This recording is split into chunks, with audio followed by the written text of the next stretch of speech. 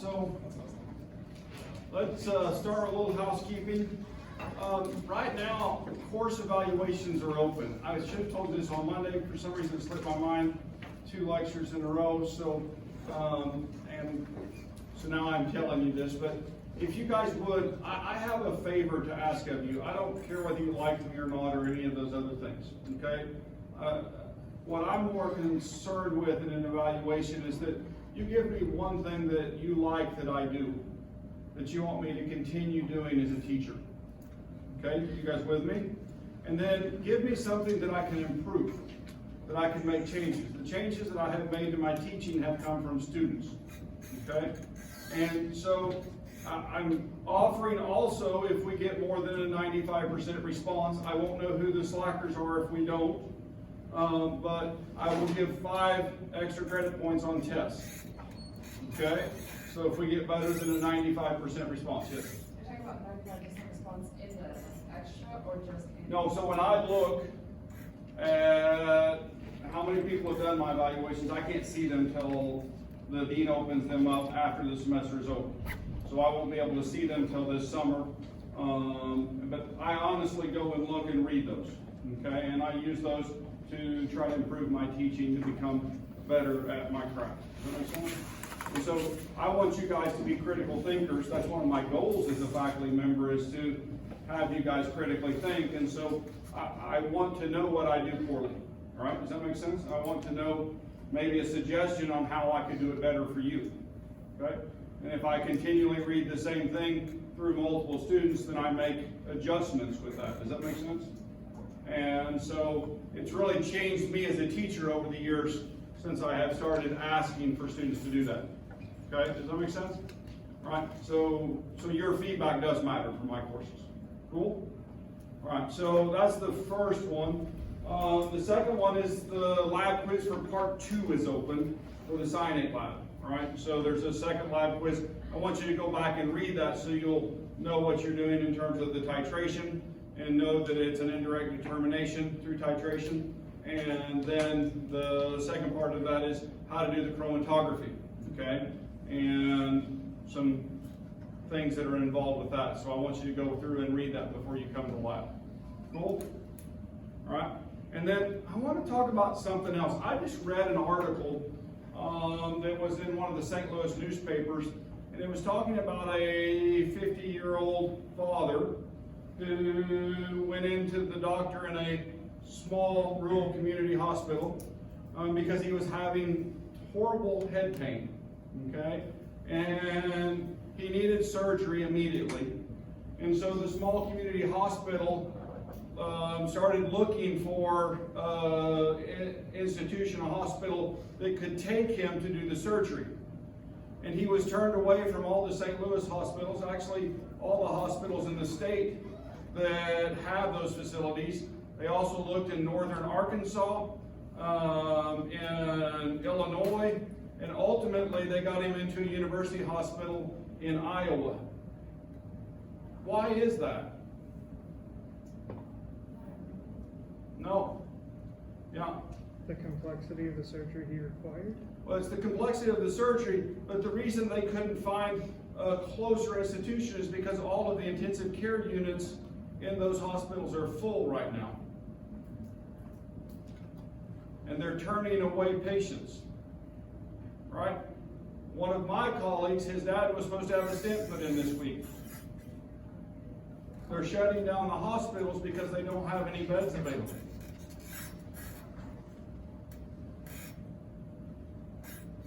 This isn't a good thing. Do you know what happens when you get COVID and you can't breathe and there's no intensive care unit available for you? You don't breathe.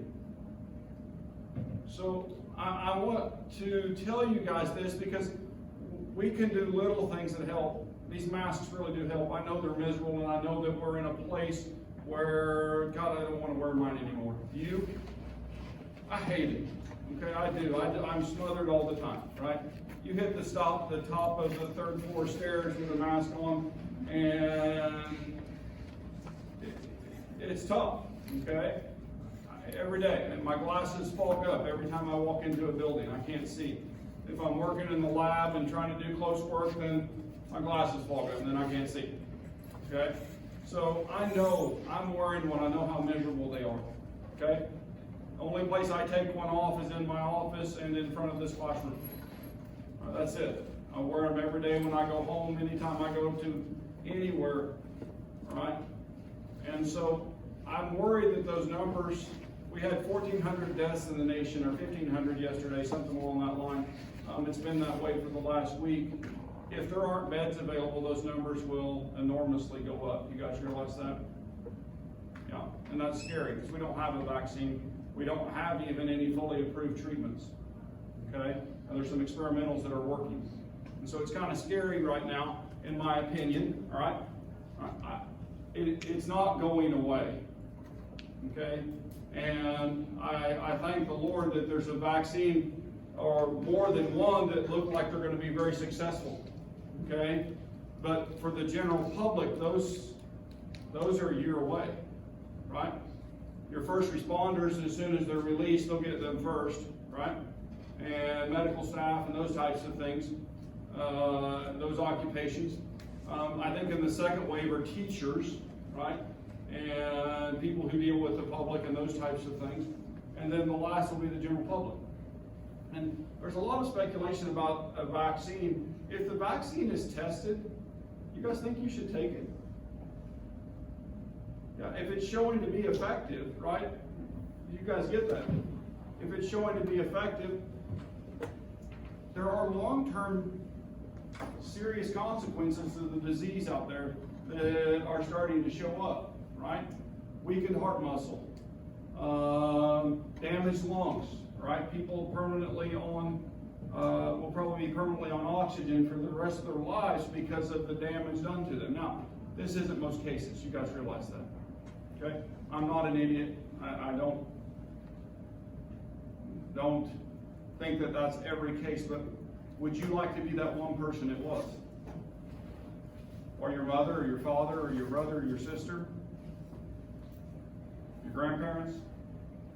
And so we can work together. We can, as a community, try to make it safer. So I'm just saying that out loud because I read that article, and yeah, and I'm a 50-something-year-old dad, right? And I can't imagine not being able to see my kids for some reason because there's not a hospital bed available for some type of surgery, which is very possible. Does that make sense? Yeah. And so that would happen to a lot of dads out there, a lot of moms, okay? And sometimes even their children, which would be worse. So, all right. I'll get off of that. And does anybody have any comments on that? I would accept those. Yeah.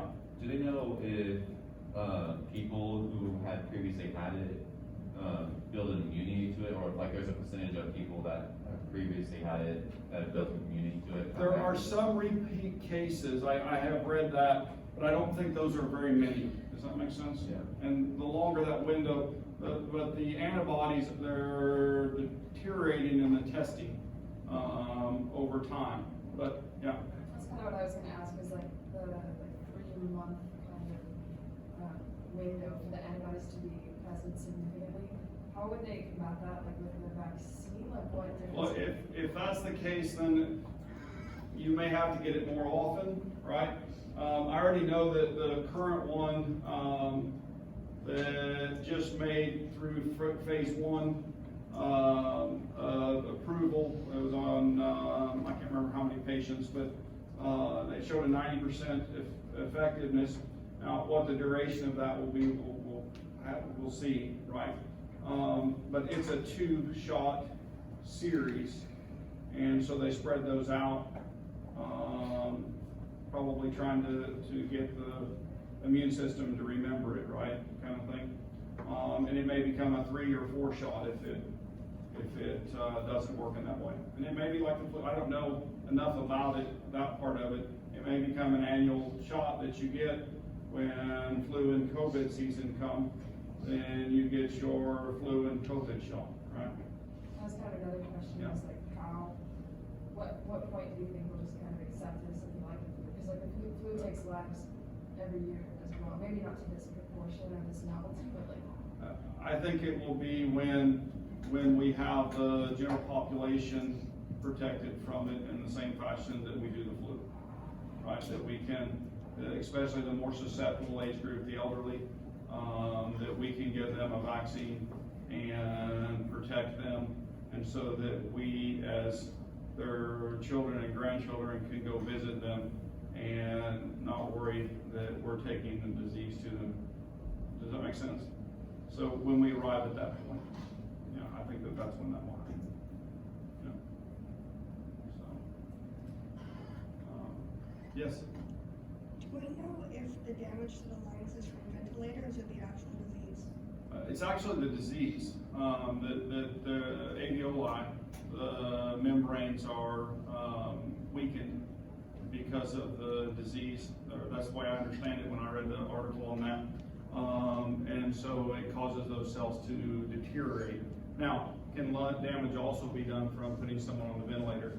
And the answer is yes. And in fact, they've shown that if they can keep you still breathing and off of the ventilator, that your recovery is faster.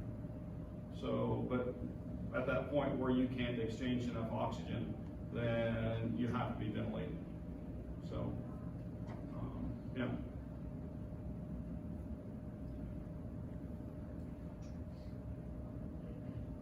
Anybody else? Yeah. So it's strange times we live in. 2020 is almost over. I'm hoping that 2021 will be a little bit more fun, and we'll grow out of this and yeah, move on. And so we'll wait for the next crisis. And humans are burdened with that, right? And so prayer helps. Throw it up there. So put you in the right frame of mind. Energy transitions. Okay, so we did our demonstration on Wednesday, right? And we looked at light, and we looked at the individual emission lines, right? And so I want to talk about those emission lines and what they represent, okay? And through a different lens, okay? And so we have ground state and excited states, right? Ground state is when I have an electron in its lowest energy level, okay? And anything above that is an excited state. And in fact, there's a set of mathematics that's used to describe this. It's called quantum mechanics, okay? That's literally what it's called. The first calculations that were done by Bohr, okay? And so he actually looked at the hydrogen atom, and he found that when he knew the quantum number, where n equals 1, 2, 3, 4, 5, and 6, that he could actually determine the energy, okay, for this energy level. Or really the changes in energy level is what he's quite famous for. I normally walk up and down the steps for this, okay? I'm just going to jump down to this equation, okay? And normally I walk up and down the stairs. And this is saying that if I were on stair 3, right, you guys with me? I would have two options. I could go up, right, or down, right? Now I could jump from stair 3 down to stair 2, or I could go to stair 1, right? Or I could go all the way back to the ground. You guys with me? And so in each of those, my potential energy is changing by a different amount. You guys see that with the steps? So the farther up the steps, the higher my potential energy. The farther down the steps, the lower my potential energy. Okay? And so this is the way an electron moves. And you say, well, how do we know that? Okay? Well, we know that because of Bohr's model, where he took the emission line spectra of hydrogen, and he determined that those lines, the wavelength of light being produced by that electron transitioning, is equal to the energy from orbital to orbital. You guys with me? And so those stair steps are described in mathematics through the Bohr model. And so we can calculate for any of the hydrogen lines, okay, any of the hydrogen lines, the amount of energy for the transition by literally plugging in the initial and final quantum number. Okay? And so the initial would be, if I started on step 3, what would I put in for the initial number? 3, right? And then if I moved up a step, what would I put in for the final number? 4. And so that means that I would have to put energy into the system to make that move. The light would be absorbed, right, by the electron to move it up. If I go from step 3 down to step 2, right, then I would put 3 as my initial and 2 as my final, and I could calculate that. Okay, so all I'm doing is putting in whole numbers in this calculation. You guys with me? And the values that come up for this, right, the energy associated, this is the difference in line energies for each step over on the left.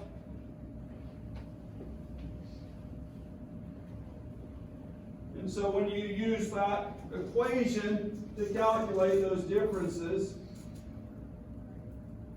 then those differences are found here, okay? And so if we go 2 steps, then you would sum each of those steps, or you could calculate it with Bohr's equation, okay? Now, this worked great for hydrogen, okay? This is something that's really key. It didn't work for other atoms. And so they were headed in the right direction, but protege and as well-known physicist comes along, and his name is Heisenberg, right? And we talked about him the other day. And Heisenberg comes along and he says, hey, guys, this is different, right, than what you would expect. And he says the problem is that we don't know where the electron is, okay? Well, if we do know where it is, then we can't calculate its momentum. And so he said that the combination of those 2 things is that it's impossible to know precisely the location and momentum of an electron. And so then it becomes a different type of calculation. Bohr's method was calculating each of those energy levels exactly, okay? And what Heisenberg did was he changed the nature of the mathematics. He was an exceptional mathematician, okay? He changed the nature of the mathematics to make it probability theory, okay? And so modern quantum mechanics calculates the probability that an electron is found in a region, right? And in fact, that probability is calculated to the 90% probability. So that means 10% of the time it can be outside of that area. You guys with me? All right? So it should be there. Why don't we calculate it to the 100% probability? Well, it becomes too big, right? And really doesn't. And we start looking at what we can do with this strange thing that physicists developed to describe this. We start talking about Greek letter psi, right? And so psi is the wave equation, okay? And so it's part of physics, and when you properly do that, actually when you start doing psi squared, and I'm not going to show you the calculation because at this level, I'm not sure that there's much benefit, right? Okay, but we are going to talk about how some of the pieces of it are titled and begin an understanding so that if you decide to take PChem, then you'll have an introduction to this, okay? But that wave equation squared gives us the orbitals, okay? And in fact, we're going to talk in this class about 4 different types of orbitals. We can actually calculate g orbitals and beyond that, h orbitals and so on, okay? But there's no known examples of that with atoms and electrons in their ground state, right? At least here on our planet. Cool, you guys with that?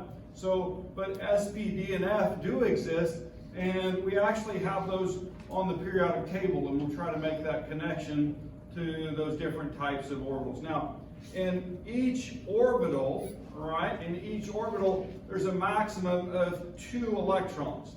So if I have an s orbital, I can have 2 electrons, right? If I have a p orbital, I can have 2 electrons per p orbital. And for each p layer, right, energy state, there's actually 3 orbitals, so I can get 6 electrons in that. Okay, you guys with me?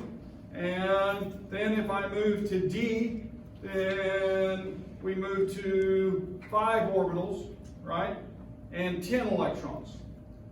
Okay, and then if we move to F, it's 7, and we have 14 electrons. If you happen to look up at the periodic table and do a little counting just to start making connection, 1, 2. You guys see those 2 that are together right there? Well, those are filling the s orbitals. Okay? 1, 2, 3, 4, 5, 6. When I get to there, right? P orbitals. Okay? And then there's 10 across there. That's D. And this down here, right? D block, right? F block. Cool? You guys with me? So there's a connection here, all right? There's a connection. All right. So these orbitals have shapes, right?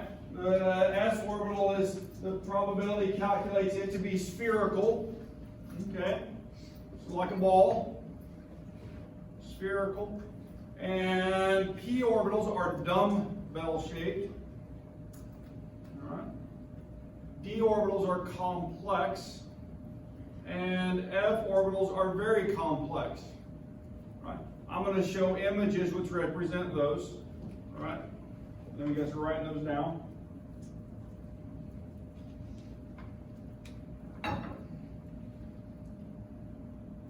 So here's sp and d orbitals illustrated. And so if we look at 1s, we see representation-wise that it's very small. It's like a small ball, right? And then if we go to 2s, okay, then we see that it gets larger. And then if we move from there to p, okay, and so 1s1, 1s2, okay, and then 2s is right here, and then we come across and we come to 2p, and there's 6 electrons there, and so we have 3p orbitals x, y, and z, and so those are coordinate positions, right? X, y, and z. You guys understand graphing? So we normally graph 2-dimensional x and y. When we put that z dimension, it becomes 3-dimensional. And so probability calculates that these dumbbells, the electrons would reside in them if they're in the 2p. And in fact, there's other rules that we're going to learn when we start filling these. Okay? There's other rules that we're going to learn when we start filling them. And so anyway, if we move up and we see the 3s is larger, the 3p, x, y, and z are larger, they're still dumbbell shaped. And then we see the complex shapes of the d orbitals. Okay? And notice that there's 5 of those. Right? Total of 10 electrons. If you forget this, can you look at the periodic table and get that number very quickly? You just have to be able to identify the D block, right? And then count across that, and then you'll find it's 10. And the F, you can count across, it's 14. So 2 electrons per orbital, divide by 2, that's 7 orbitals. Just trying to give you that sometimes this sounds very complex, but it's just a little basic knowledge. Does that make sense? Just storing that little bit of basic knowledge to get there. All right. So atomic orbitals. Now, the wave equation, when set up, has rules. Okay? It's just like any mathematical function. And the rules are given in the quantum numbers. Okay? And so the quantum numbers are basically values that we would plug into the wave equation, right, to calculate the position of the electron. Well, the orbital that it's in, right? Does that make sense? A 3-dimensional structure. And so these values, right, are given, and you notice that the principal quantum number n, they're whole numbers. You guys with me? Can you guys count? 1, first principal quantum number, right? 2, that's the second one. 3, you guys are with me, okay? So those are the principal quantum numbers. They're just whole numbers, okay? Now, when I move on to L, right? Now there's rules there too. For the S, notice the value for the L is always what? It's always 0. That's it. You guys catch that? It's always 0 for S. When I have P, then what is it?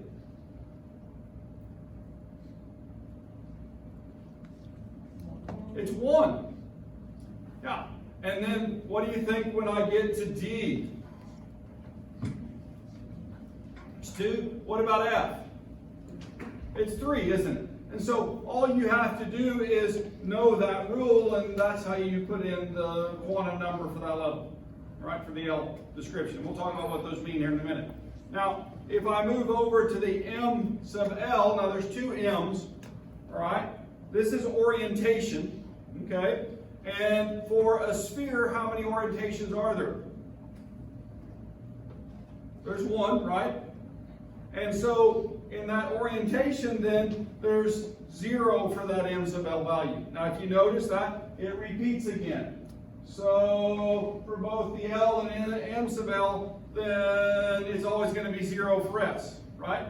Now, it becomes more complex for P's, right? D's and F's. And what you notice is how many orbitals are there in a P energy level? There's 3, right? 1 is -1, 1 is 0, 1 is +1. You guys with me? So there's 3 positions there, right? If I move to D, I just add a -2 and a +2 on the outside of that. You guys with me? Right? So I'm trying to get you to see these with your eyes because, yeah, go ahead. Is the M sub what is that? What is that? M sub L right here. M sub L, would the numbers be like locations of like It's ultimately that's what it calculates is we get the probability that an electron is found in that region, right? And I've got something that's really important that follows the end of this, right? So hold on to that just for a second, right? And so if I do the D's and F's, then what I find is I just put a digit on the outside, okay? Now, these are used in calculation, right? Now, the other quantum number, right, is the S or M sub S, right? And so it's the spin number, okay? And it has 2 choices, +1/2 and -1/2, okay? This one was found later when they're trying to make all of this work in later physics discovery. The first 3 were found initially, and then they realized there's something very important in all of this, is that no electron can have the same set of quantum numbers as another one. You guys with me? When I'm in one atom, each electron in that atom has its own set of quantum numbers. Okay? So if I have helium with a 2-electron system, then they're all in the S, and we could set that up to do the calculation, right?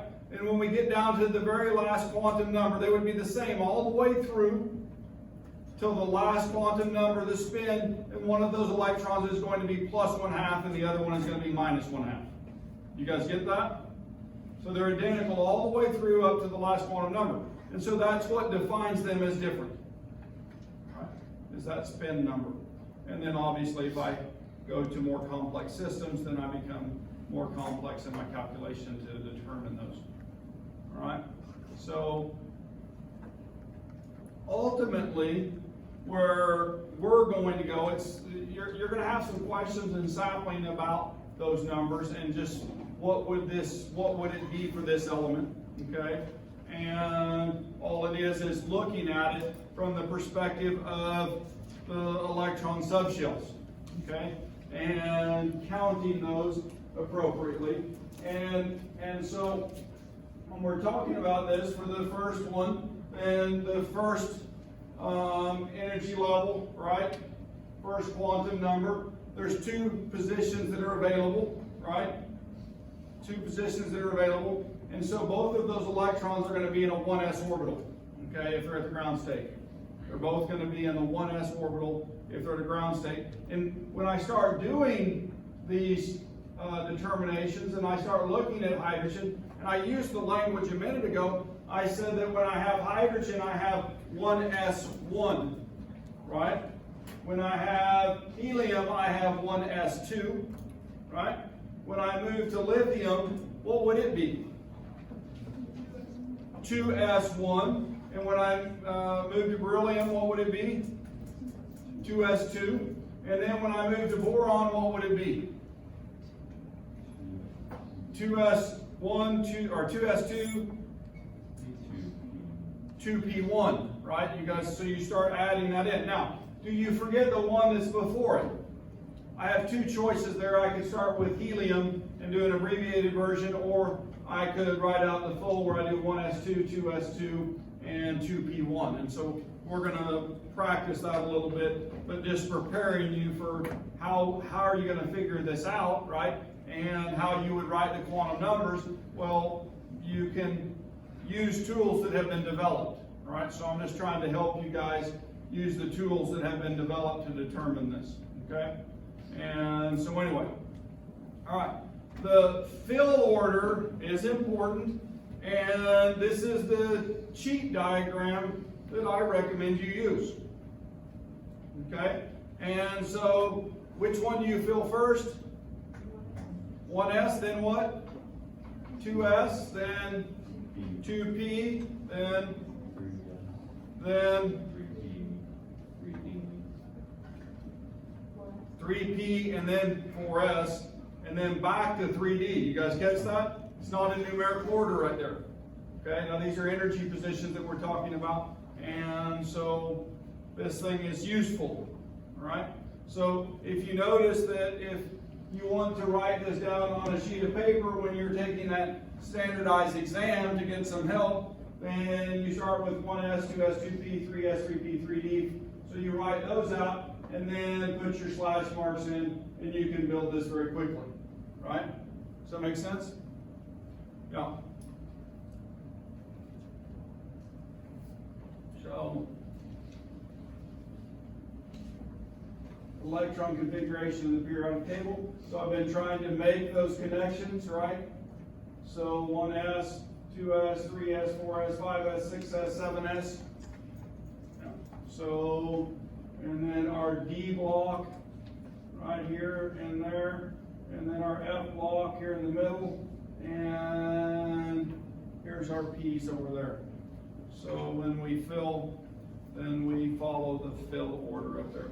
Now, down here, the reason we use the fill order is because of the relationship of increasing energy. Now, I'm going to tell you that there's different filling patterns for where you're at on the periodic table. And if you want to learn more complex things like the elements that have multiple ionic forms, right, such as copper +1 and copper +2, there's additional information that's taught about this, right? We're literally just brushing the top. Okay, you guys with me? So this is giving you a very basic understanding of quantum mechanics, and really, almost dangerous levels. And then it's also going to give you a little bit of language that will be helpful when you repeat language multiple times is when you learn it. And so this is that beginning to get you there. All right. So, advanced inorganic is the course that you'd want to take for that. Cool? You get a little bit of PChem too. So, electronic configurations, the shorthand representation of the occupancy of the electron levels, energy levels, and shells and subshells of an atom by electrons. All right. So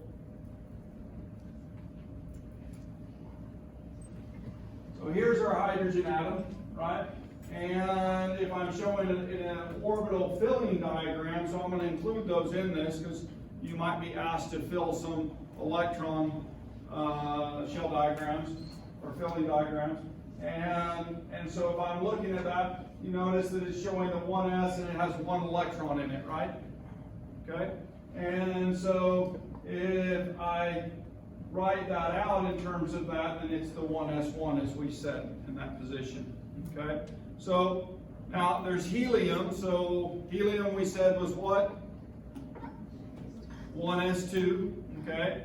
And 2 electron system, and so that second electron is put in there. Now, there's a rule that I want to talk about right here. So if I'm doing electron fill, right, down below the orbital filling diagram, then there's something that's called the Pauli exclusion principle. Okay? And what it says is no 2 electrons may have the same set of 4 quantum numbers. And so when I show those electrons in that box, one of them needs to be oriented up and the other one needs to be going down to represent the plus 1/2 and minus 1/2. You guys with me? So 2 electrons can occupy a 1s, but they have to have different spins, and so we represent that spin in this fashion. Cool? Right? Question? All right, how about lithium? How many electrons does lithium have total? 3, so I want you guys to write down the orbital fill and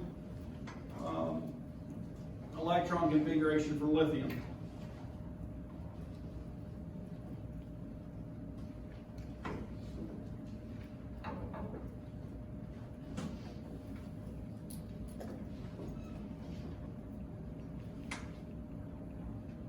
So it's 1s2, 2s1.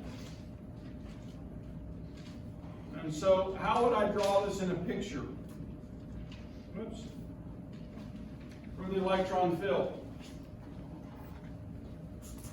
Very often we'll put the boxes, right?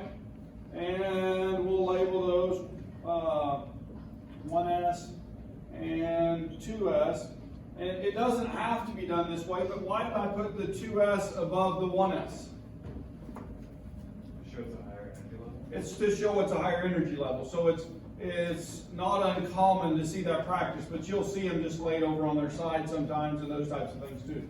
All right? So if I'm filling this, then I would have an electron going up, one going down, and then I would put in one above that in the 2s. Okay, you guys with me? All right? So that's lithium. All right. How about carbon? Okay. How about carbon? Which of these is the correct orbital fill diagram? We got to learn another rule. Okay. It's called Hund's rule. Anybody know yet? Learned this in high school? There's probably some of you learned this in high school. The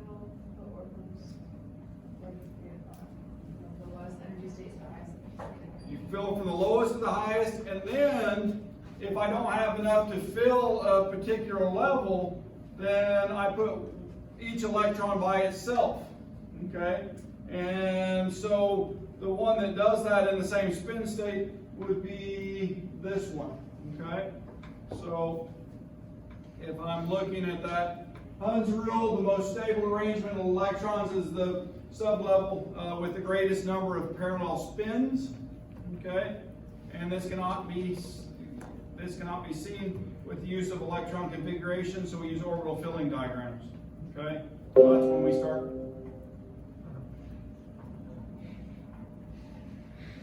What do you mean? So we use orbital filling diagrams to show the relationship, and so that's why I'm teaching you those at the same time. Does that make sense?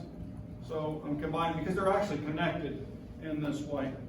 And so I showed you that this is the correct one here, and then 1s2, 2s2, 2p2 in terms of the electron configuration. All right.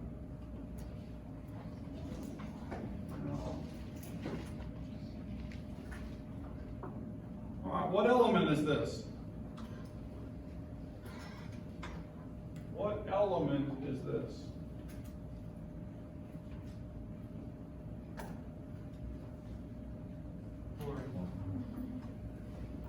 Chlorine. How many people agree?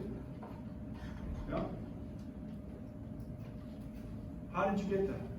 You counted the electrons. So you looked at the number of electrons in the 3s and 3p, combining those. Why did I combine those?